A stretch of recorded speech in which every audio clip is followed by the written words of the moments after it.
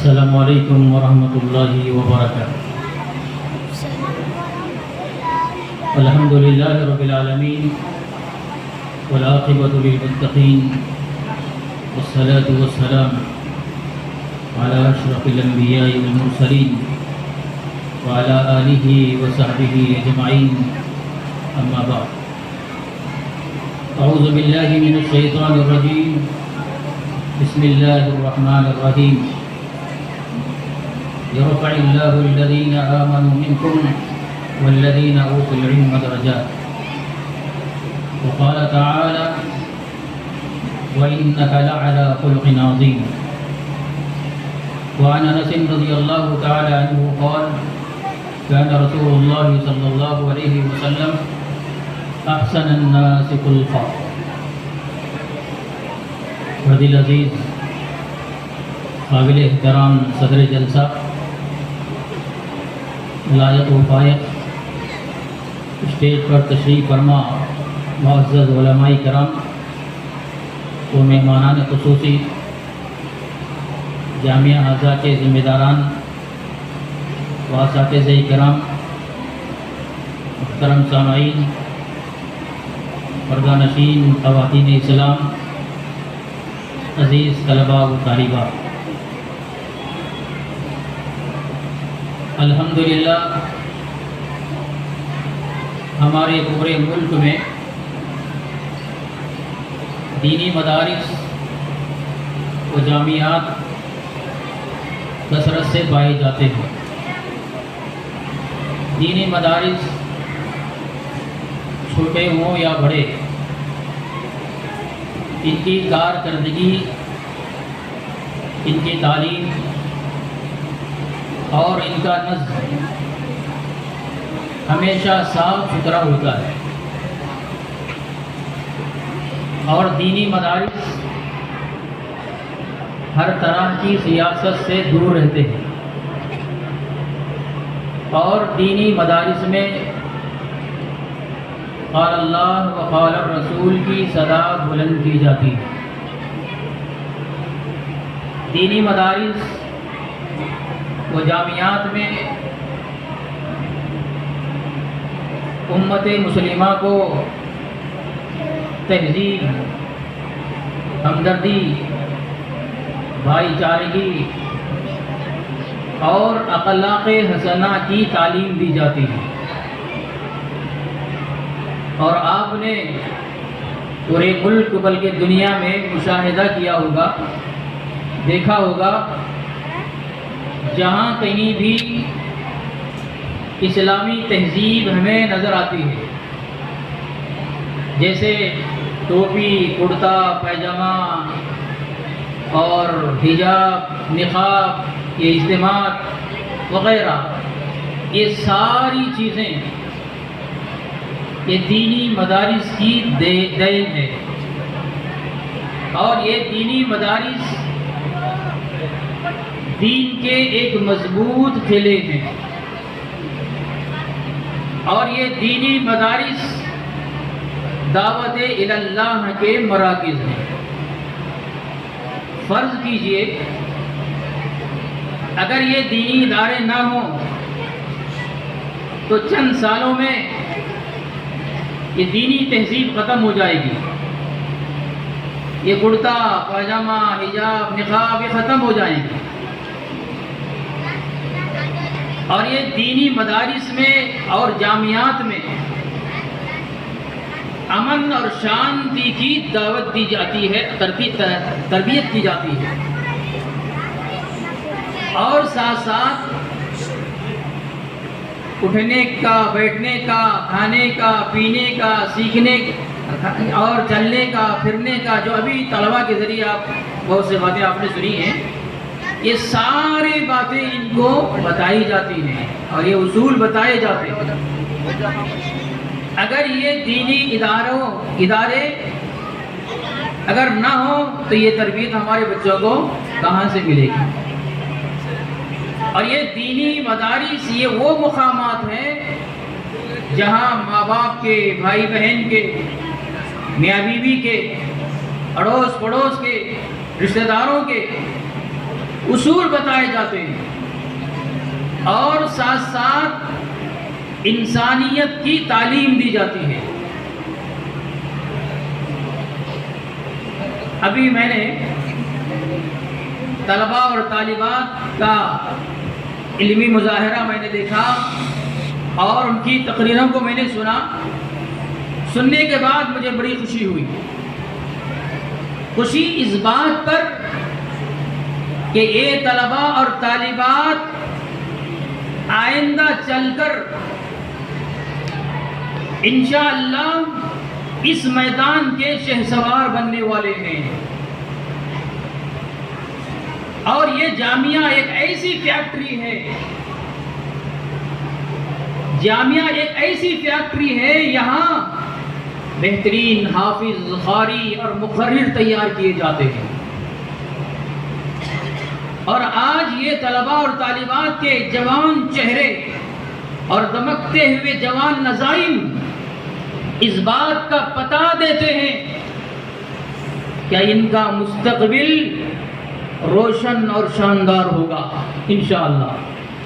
اللہ سے دعا کریں کہ اللہ تبارک و تعالیٰ یہ طلباء اور طالبات کے مستقبل کو روشن اور شاندار بنائے اور علم سے مالا مال فرمائے، آمین یا رب العالمین۔ جو آیت میں نے آپ کے گوش گزار کی ہے، اللہ نے فرمایا یرفع اللہ الذین آمنوا منکم والذین اوتوا العلم درجات، یعنی تم میں سے جو لوگ اللہ پر ایمان لائے اور جن لوگوں کو علم عطا کیا گیا، اللہ ان کے درجات اور مرتبے کو بلند فرماتا ہے۔ یعنی ایمان والے کے درجے غیر ایمان والے پر اور علم والے کے درجے ایمان والے پر بلند فرماتا ہے۔ تو اس کا مطلب یہ ہوا ایمان کے ساتھ ساتھ علوم دین سے واقف رہنا بلند درجات کا باعث ہے۔ آج یہ طلباء علم دین حاصل کر رہے ہیں، طالبات علم دین حاصل کر رہے ہیں۔ ابھی علم دین حاصل کرنے کا اصل مقصد کیا ہے؟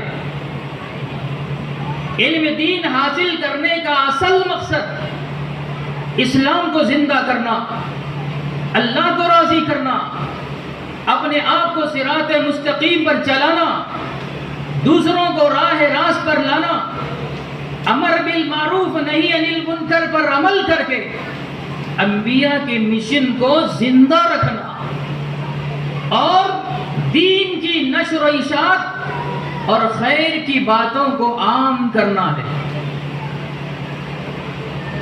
اور یہ علم اللہ کا فضل اور اس کا نور ہے اور انبیاء کی میراث ہے۔ اللہ تبارک و تعالیٰ یہ علم اپنا فضل ہر کس و ناکس کو عنایت نہیں کرتا، جس کو نوازنا چاہتے ہیں اسی کو نوازتے ہیں۔ العلم نور من الہی نور اللہ لا یعطی لعاصی، یہ علم اللہ کا نور ہے، یہ کسی نافرمان کو عطا نہیں کرتا۔ اللہ تعالیٰ نافرمان کو عطا نہیں کرتا۔ جس طرح انسان کو جینے کے لیے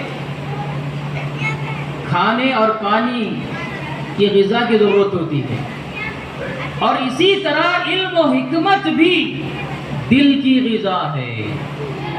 شاید اسی لیے اللہ کے نبی صلی اللہ علیہ وسلم نے فرمایا، ابن ماجہ کی حدیث ہے، طلب العلم فریضۃ علی کل مسلم، علم کا حاصل کرنا ہر مسلمان پر فرض ہے۔ اور ایک حدیث ہے ترمذی کی، اللہ کے نبی صلی اللہ علیہ وسلم نے فرمایا، فضل العالم علی العابد کفضل القمر لیلۃ البدر علی سائر الکواکب، یعنی عالم کو عابد پر وہی فضیلت ہے جو فضیلت 14ویں کے چاند کو سارے ستاروں پر ہے۔ اور اسی طرح ایک مسلم شریف کی حدیث ہے، اللہ کے نبی صلی اللہ علیہ وسلم نے فرمایا، من سلک طریقا یلتمس فیہ علما سہل اللہ بہ طریقا الی الجنہ، جو شخص حصول علم کے راستے پر چلے، اللہ تبارک و تعالیٰ اس کو جنت کا راستہ آسان کر دیتے ہیں۔ جو علوم دین سے بہرے ور شخص ہے وہ شخص دنیا میں بہترین شخص ہے۔ ایک بخاری کی روایت ہے، اللہ کے نبی صلی اللہ علیہ وسلم نے فرمایا خیرکم من تعلم القرآن وعلمہ۔ ابھی بچی نے بھی یہ حدیث پیش کی، خیرکم من تعلم القرآن وعلمہ، تم میں سب سے بہترین شخص وہ ہے جو قرآن کو سیکھے اور سکھائے۔ اور ایک بخاری کی روایت ہے، اللہ کے نبی صلی اللہ علیہ وسلم نے فرمایا ان افضلکم من تعلم القرآن وعلمہ، یعنی تم میں افضل شخص وہ ہے جو قرآن کو خود سیکھے اور دوسروں کو سکھائے۔ محترم سامعین، آپ اپنی اولاد کو عصری علوم کے ساتھ ساتھ دینی علوم کے زیور سے آراستہ و پیراستہ فرمائیں۔ کیوں؟ اس لیے کہ آپ دارین میں کامیاب ہوں۔ اس لیے کسی شاعر نے بھی کیا خوب کہا، آج گمنام سہی علم کی دولت والے، آج گمنام سہی علم کی دولت والے، آخرت میں یہی سالار نظر آتے ہیں۔ اگر آپ صحیح معنوں میں مسلمان بننا چاہتے ہیں اور حیوانیت کی سطح سے نکل کر آدمیت اور انسانیت کی سطح پر آنا چاہتے ہیں تو علم سیکھنا ہوگا۔ شاعر نے کہا آدمیت چاہیے تو علم سیکھ اے ہوش مند، آدمیت چاہیے تو علم سیکھ اے ہوش مند، ورنہ حیوانی سکھاتی ہے جہالت کی روشن۔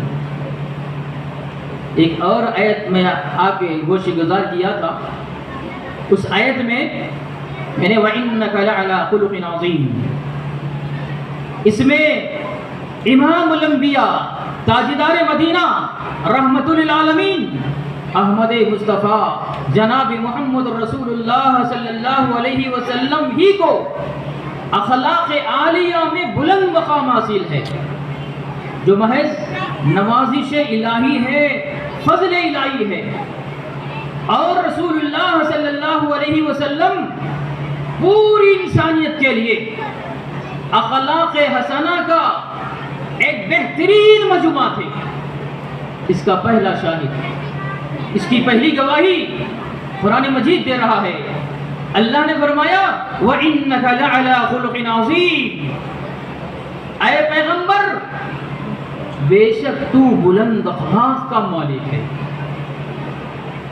اور ایک بخاری کی روایت ہے، اللہ کے نبی صلی اللہ علیہ وسلم نے فرمایا،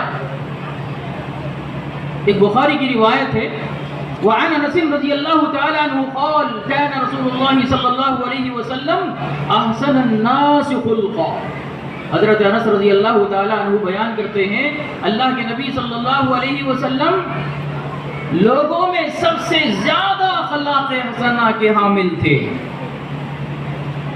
اور ایک ابو داؤد کی روایت ہے، اللہ کے نبی صلی اللہ علیہ وسلم نے فرمایا البر حسن الخلق، اچھی عادت نیکی ہے۔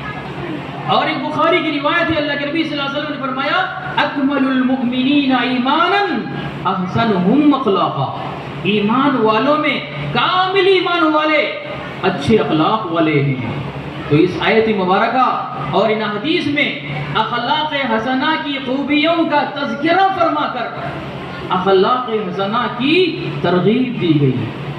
اب ضرورت ہے میرے بھائیوں، اب ضرورت اس بات کی ہے تقوی اور خشیت الہی سے اور اخلاق نبوی سے اور علوم دین سے اپنے دامنوں کو بھر لے، راست بازی کو اپنا شعار بنا لے، خواہشات نفسانی انسان نما شیطانوں سے رشتہ استوار کرنے کے بجائے ایک خالق حقیقی سے رشتہ مضبوط کریں اور اسی کے طالب ہو جائیں، جیسا کہ قرآن کا اعلان ہے افلا یتوبون الی اللہ ولا یستغفرونہ واللہ غفور رحیم، کیوں نہیں اللہ سے توبہ کرتے ہو، اللہ تو بڑا بخشنے والا اور بڑا ہی مہربان ہے۔